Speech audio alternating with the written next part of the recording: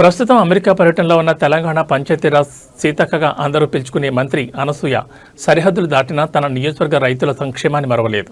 ములుగు జిల్లాలోని వివిధ గ్రామాల రైతులతో ఆమె స్వయంగా ఫోన్లో మాట్లాడారు.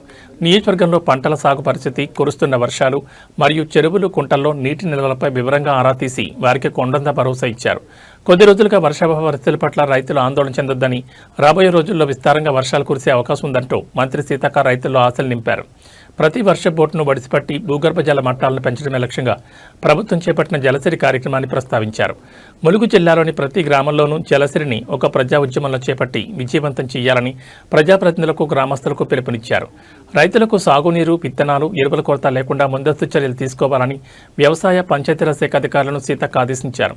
సుదూర తీరంలో ఉన్నప్పటికీ తమ సమస్యల పట్ల స్పందిస్తూ క్షేత్రస్థాయి పరిస్థితులపై ఫోన్ చేసి మాట్లాడడం పట్ల ములుగు నియోజకవర్గ రైతులు, ప్రజలు తీవ్ర సంతోషం వ్యక్తం చేస్తున్నారు.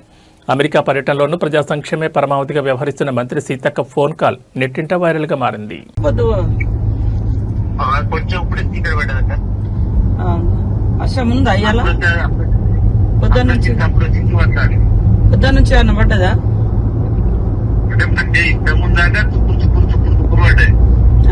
నాట్లేయడానికి సరిపోతుందా? నాట్లేయడానికి సరిపోతుంది. ఏమన్నా రేపు వర్షం పడకపోతే పెట్టారు. Okay okay. ఇప్పుడైతే పొలాలకు ఇట్లా అంత ఇబ్బంది ఏం లేదు కదా? ఇబ్బంది లేదు, ఏ ఇబ్బంది లేదు.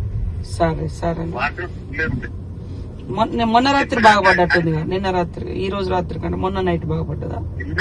నిన్న రాత్రి బాగా పడ్డది. నిన్న రాత్రి తెల్లర వరకు ఎక్కడ చూసినా జలమయ్యాయి రావుక చెరువు కింద. ఓకే ఓకే సరేనా, చూసుకోండి. ఏదన్నా అవసరం ఉంటే నిన్న నేను ఉత్తమన్నతో కూడా మాట్లాడినా, వాళ్ళు కూడా ఈఎన్సీకి ఇట్లా చెప్పి పెట్టారు రెడీగా, అవసరం ఉన్నప్పుడు ఇప్పుకుంటారు. Okay okay okay.